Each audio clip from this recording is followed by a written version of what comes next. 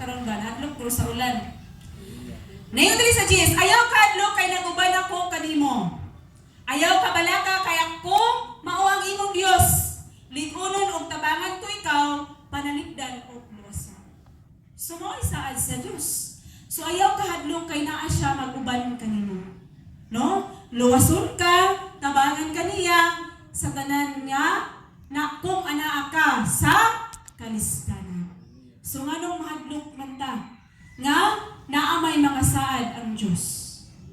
Amen ba? Kuha ba na nato? So manghinaot ko mga kaigsuonan nga nakuha-kuhaan ang ato ang kahadlok. Nakuha-kuhaan ba? Okay. Always visualize your dreams that help you to overcome fear. So, ato always nato tan-awon ang atong mga pangandoy nga atong matabangan sa pagbuntog ang ato ang kahadlok. No? Fear is from the devil. No? O, ang kahadlok daw gikan sa dautan. Because God has not given us a spirit of fear. So, kay ang Dios wala naghatag og espiritu sa kahadlok. No? But ang iyang gihatag mao ang gahom, ang gugma nga mo isilsil diha sa imong alimpatakan. Amen ba? Hilom lagi kaayo. Ang kahadlok gikan sa dautan tungod kay ang Ginoo wala siya maghatag og kahadlok sa tao, no? Wala siya maghatag og espiritu sa kahadlok diha sa tao. Sa atong basahon sa 1 Juan 4:18. Basahan mga kaigsuonan. May mga Bible. Okay, 1 Juan 4:18. Suli mo ng pulong sa Dios sa 18. Walay kahadlok diha sa gugma, ang gugmang hingpit nagwagtang sa tanang kahadlok. O di ba? Klaro kayo no? Alayon ta? Busa kun may mahadlok gihapon ang tawo, wala pa mahimpit ang gugma diha kaniya, kay ang kahadlok may kalabutan man sa siro. So, delikado gid ay kung mahadlok ta. Kay may kalabutan sa siro. So, giginahanglan gid ay na dili gid ay tama hadlok. No? Nindiri, kung ang espiritu sa kahadlok anaa kanimo, ang pagtuo wala magtubo. No, wala magtubo kung ano na kay kahadlok.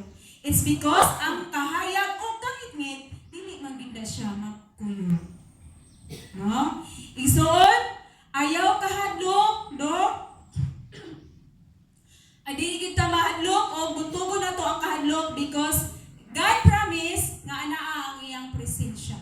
No? O kana nga presensya puno na sa katagbawan nga iyang ihatag kanato, puno sa kalipay o natay kagawasan.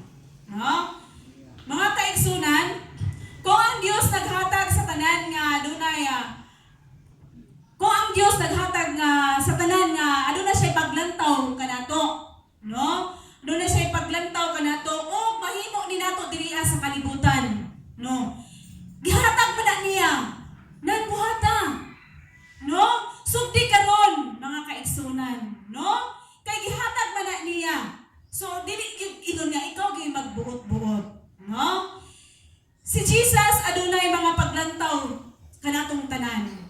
No, naagi siya mga paglantaw. So atong buhaton kung mahimo nato igsuon, no? Inubanan gyud sa man. Sa ingon gina pagtuo, no?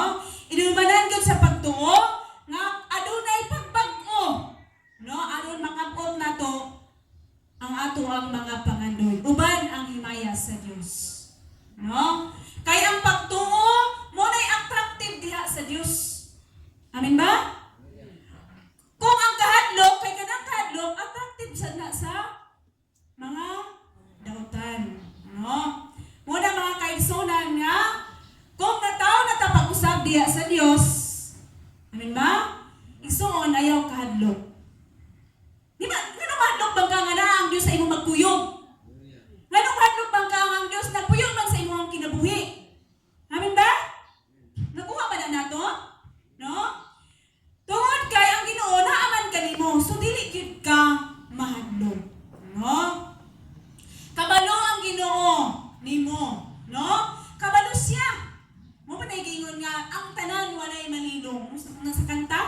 nga bisan pagmutago ka, no? Makita gyud kaniya bisan asa ka paingon, bisan asa ka mutago, no? Tanan dayag sa Dios. So, kabalo ang Dios sa mga paghitabo sa imong kinabuhi. Kung ano na may mga kalamidad, ano may mga problema nga mabot, o ano may mga kangit-ngit nga mutabon sa imong kinabuhi, kabalo po ang Diyos kung asa na niya ipahalo na. Kuha ba na nato? So dili ta mahadlok. Amin ba? Kakuhaan ba na ang atong kahadlok? No? Kabalo ang Diyos kung asa na niya ibutang. Amin ba? No? Ang Ginoo naghatag og gahom para mawala ang tanan.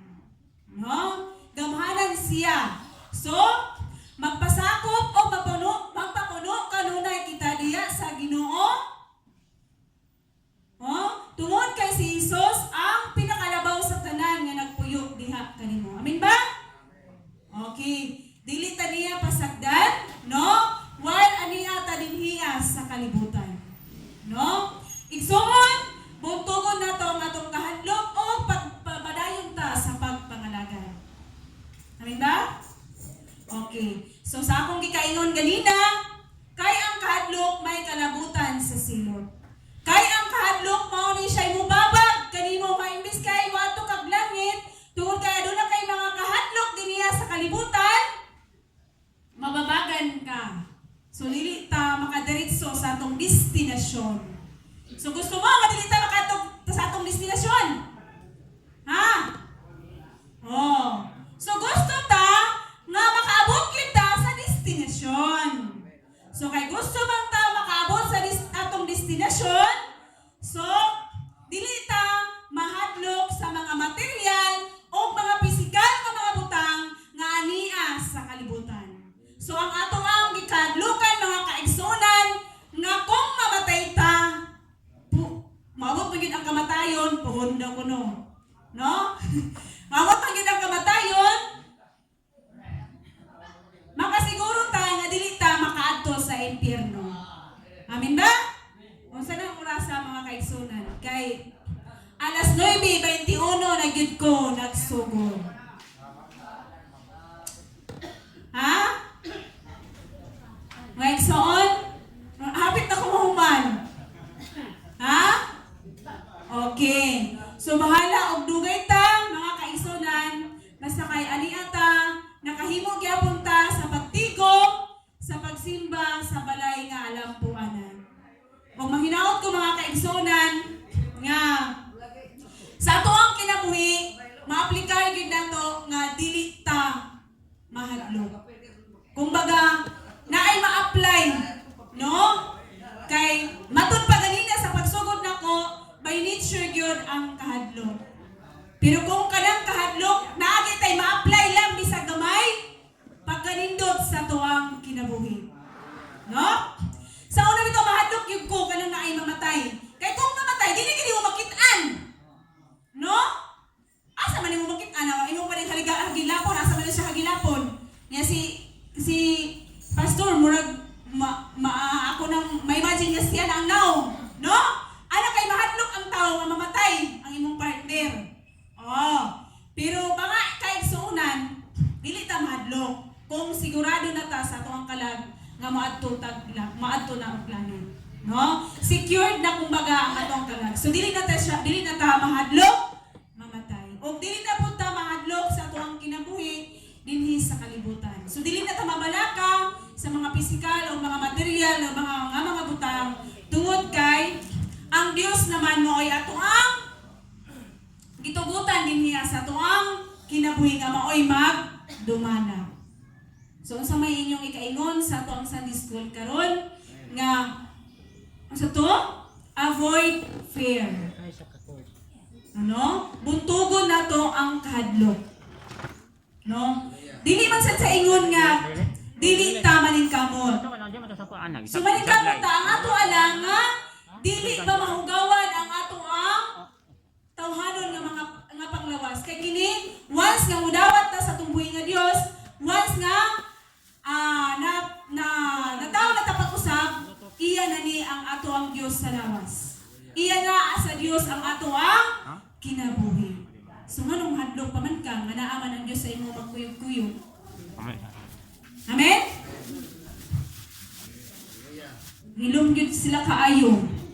Nahadlok man gud kay ulan.